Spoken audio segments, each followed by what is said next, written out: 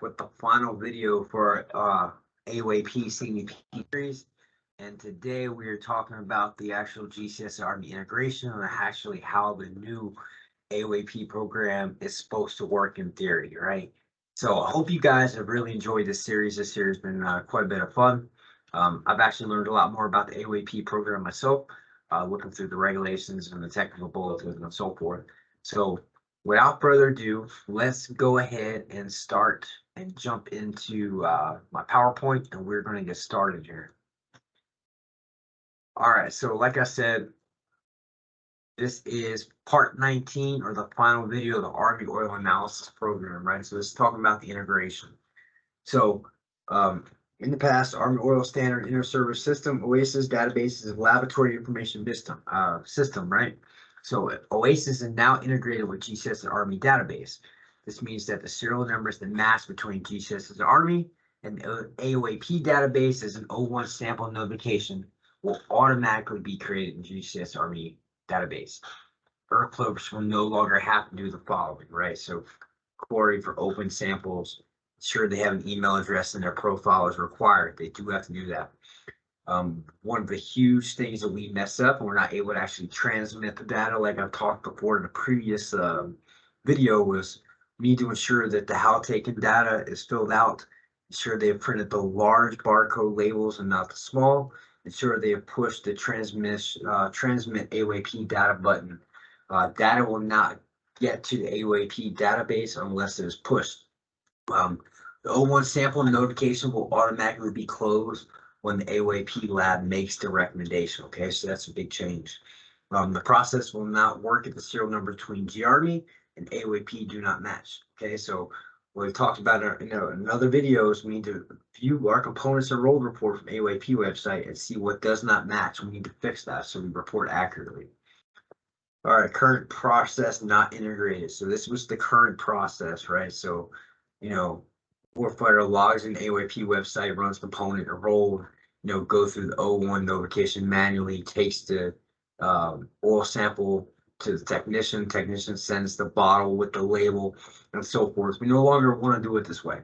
So the current oil sample process, right? So AOAP monitor logs in to AOAP, communicates GCSS-Army ERPs to create the O1 notification, so forth. So we've talked about this before. We've run the lab test, we've made the recommendations. The AOAP lab sends back AOAP monitor, the paper copy oil analysis report, right? And then we used to manually close the O1 notification. The new process, however, is pretty cool. So AOAP application server looks at samples due and electronically sends a sample request to GCSS-Army, right? So step one is the samples are due, and then here we go. So GCSS-Army server creates the O1 notification automatically, okay? ERPS clerk enters sample data taken and then how the data was taken. So the O1 notification is going to populate. However, the clerk is still responsible for inputting the sample taken date and how it was taken. If it was hot, if it was done with a tube, so forth. The things we talked about in previous videos. ERP clicks the transmission AOAP data button, okay? Required. We have to hit that button.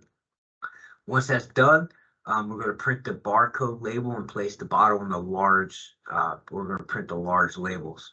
Technician takes the oil sample. Technician sends the oil bottle with large bottle or large barcode label to AOAP lab with how taken data. And this is the big label here. And the big label, like I told you about, has the admin number and so forth. Step 5 is the lab receives the oil bottle, scans the barcode, and creates the sample processing record. This will fail if the transmission AOAP button is not pushed to ERPS. So I know we say a lot of times, we haven't received anything back from the lab, but are we actually hitting that transmission button, right? So after that, the lab's gonna run the test and evaluate if it's normal or abnormal. Depending on that, it's going to send a recommendation electronically back to GCSS-Army, right? So if it's normal, GCSS-Army is going to close the O1 notification for normal, abnormal. All right, and then GCSS-Army will automatically reopen the notification for the O2 resample if it has normal. So a lot of stuff is off us, but at the same time, we still have the accountability and responsibility to make sure all this is in process. So like we're talking about links GCSS-Army equipment to AOAP, okay? The end item component serial numbers between G-Army and the AOP must be identical. The components and roll report has to be modified to show the differences. Twice per week, G-Army will send electronically a file of GCSS-Army equipment. Right now, it's slated for Monday and Wednesdays. Equipment that is flagged for AOAP and MMDF, functional location suffixes, okay? So your O1 is your engines. 07 transmissions, gearboxes, hydraulics, watercraft, whatever it may be. And this is where both active and inactive components are sent, okay? AOAP will receive the equipment file and run a match routine to link your Army equipment to AOAP equipment. Interval schedules, okay, so all engine, transmission, hydraulics have a sampling interval schedule that is stored in the AOAP database. Whether it be 30, 60, 90, 180, or 365 days, it has set interval, okay? AOP knows the last time the component was sampled. AOP knows when the next sample is due. Based off the intervals of the schedule, the last sample date, the O1 notification will get created in GCSS-Army, okay? So a monthly AOP process will run that will look at all samples due for the following month. All right, and it's going to link all components like we talked about. Serial numbers must match. GCSS-Army will automatically create the associated component serial numbers and O1 oil sample notification.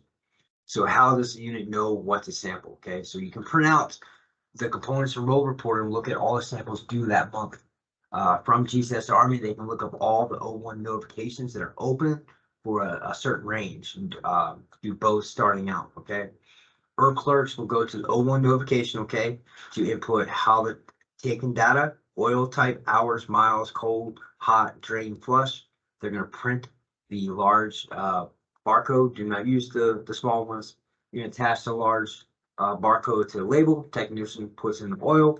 Clerk pushes transmit AOAP data button.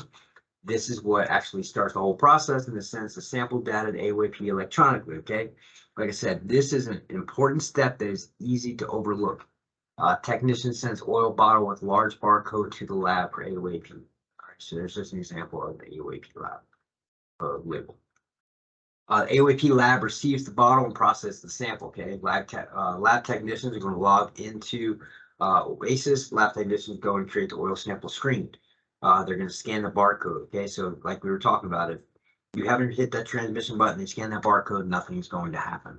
Equipment is located automatically and taken data is populated onto the screen.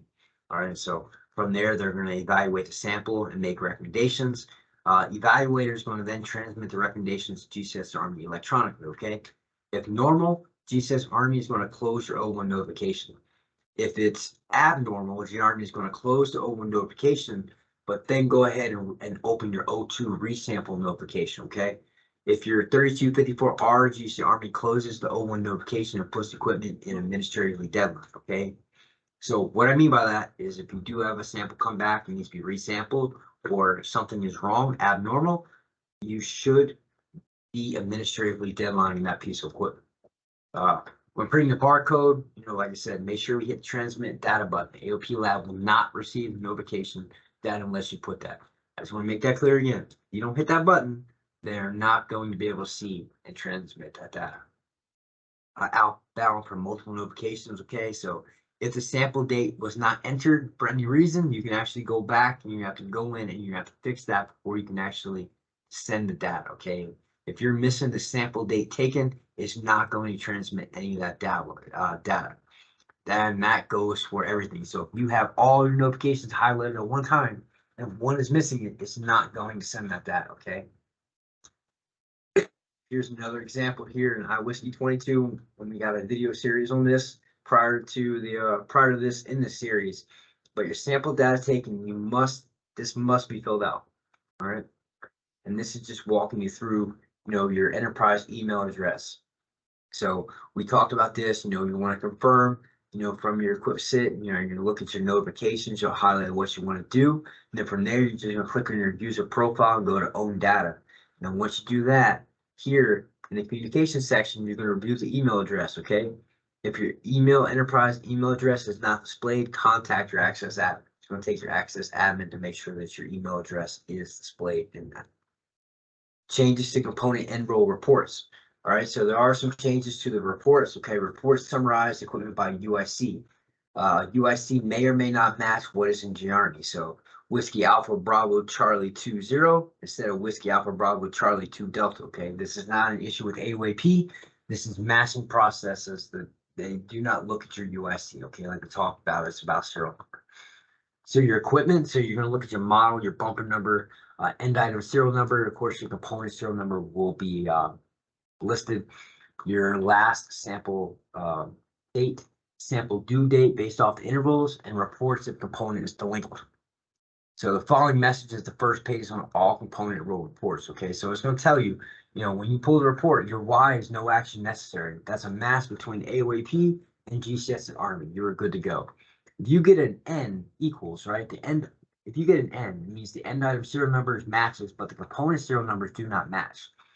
What this is telling you is the AOP component serial number and GARMY component serial number will both be displayed. Confirm what actual component serial number is, then update GCSS-Army with the actual component serial number. So if you haven't had a chance to look at that video on actually how to update serial numbers, make sure you check that out. If you get a November Mike, that's no match was made to the end item in class 9 component, okay? So compare what is on the components enrolled report and what is in GARMY.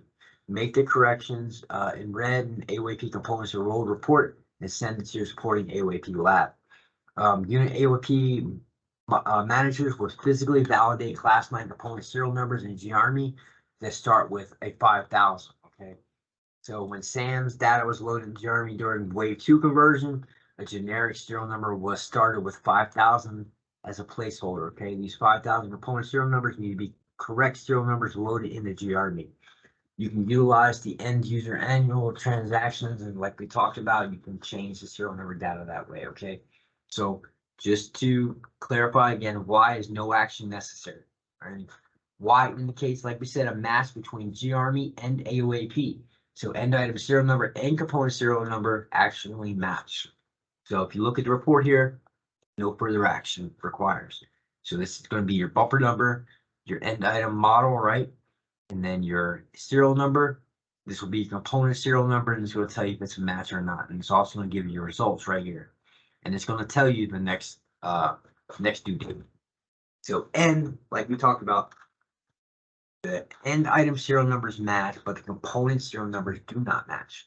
So if you do this, right, which component serial number is correct, must be corrected by lab or unit, right? So if you look here, and this is what OASIS is saying this, GARMY is saying this. So which one is it? So make sure we correct this. November Mike, like we talked about, no match, okay? So class 9 serial data and components enrolled reports. So no match. All right, no match. Lab must work with unit to find the issue. O1 notification will not get created by the AOAP integration for no matches. Like we said, if it doesn't match, it's not going to populate for you. We already talked about that. OASIS, this is what the AOAP database, GARMY displays what is in GARMY database. You need to determine which one is correct and fix it. All right, so if you do see this, we need to figure out which one's correct and actually go into the system and fix the serial number and the component data. Notification report added to the end, okay? So notification number, last O1 notification processed. So this is going to be your last O1 notification if it was processed. So if you see nothing here, there's an issue. No match, just go a little bit further into it, could be multiple issues. The end item serial number does not match, it could be missing a hyphen, missing a prefix. It could be an O instead of a 0, simple things like that. For component serial numbers do not match, it could be something simple. We just need to figure it out, right? The equipment in the AOAP database, but it's not fed in the GARMY, okay? So functional locations with the GARMY could be missing engines in the GCSS-Army, but missing transmissions. So we need to make sure that all that stuff is correct. AOAP monitor reviews components enrolled report for samples due. Monitor gets with clerk to review outstanding O1 notifications. I whiskey 28 or 29 executed by created by equals CAC number. Okay, so you're going to look at all the notification stuff. Use data range to limit the results. Limit to O1 or O2 sample notifications. Clerks print out large bar label or barcode labels, right? So I've talked about a lot. Avery 5163 should 2x5 labels. AOAP monitor attaches large barcode labels to bottles, and monitors take the oil samples. So Here's an example of the Avery 5163 2x5 big labels, 10 a sheet, and this is what they look like. Okay, it's going to give you your EISN number, your CSN number. It's going to give you your admin number, what is being sampled, how it was sampled, and so forth. Do not use the 3x10 small labels. They do not have the EISN or the CSN. You have to use the big labels. So I'm not going to go too much further into this, but iWhiskey 29 with the date range and notification type, you're able to actually look back and transmit. Okay, so if you look at this, you go outstanding, in process, notification type, and the date. You can go here and it says do not forget to do this, right? So transmission data. So if you don't see here we go. All right, so data currently transmit 4 times per day, right? It's changing every 2 hours. Data is changing. After selecting the sample notification and clicking the transmit button, the user will see the following, okay? So outbound from multiple location or notifications. You can send data with data populated. All right, you click send data with populated, it will only send notifications with sample date taken completed. It will not default the sample date. So you have to make sure that the sample date taken is in there. If you click do not send any data, no data will be sent. It's pretty self-explanatory. The notification description field changes to sent when the notification is sent to AAP. So if you want to know if your notification was sent to AOP lab, if you don't see the word sent here, it was never transmitted. So you need to make sure that you look at this. Be sure you are in change mode to sample date taken, okay? Clerk should input the date sample was taken. Following display mode, data will not transmit if blank. If this is blank, no data will transmit to the AOIP lab, and you're not going to actually get your results. There are 2 ways to get oil samples listed in change mode, okay? Like we talked about, you can go to iWhiskey 28, you can enter notation, adjust the selection dates, add name work centers, so forth. You can go through the equip sit as well, all right? Note, if the user is missing authorization, the equipment sit will jump to the list of notifications in display mode. So GRME sample record update with recommendation. So here we go. We got sent a notification to the lab. We got continue routine resample. Okay, so that was our recommendation from the lab. Add normal sample. So it's going to tell you right here. You see the word sent, right? So change oil service filters, then resample after 1 to 2 hours of normal operation. So we need to make sure that we're looking at these notifications on the actual feedback and what they were telling us to do. So for normal notification that comes back or feedback, you're going to look at it's just going to close the notification. If a resample is required, GRME is going to close the O1 oil sample notification. Then it's going to open the sample or the O2 resample notification for you, but you still have to put in there how taken and the sample date.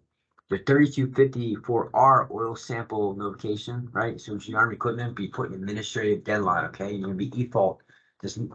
Does not prevent from using. So if you have any questions, you can email Redstone Arsenal and they'll get you a list and help you through all of your AOAP needs. So I hope this series was healthy. I really enjoyed this series with you guys.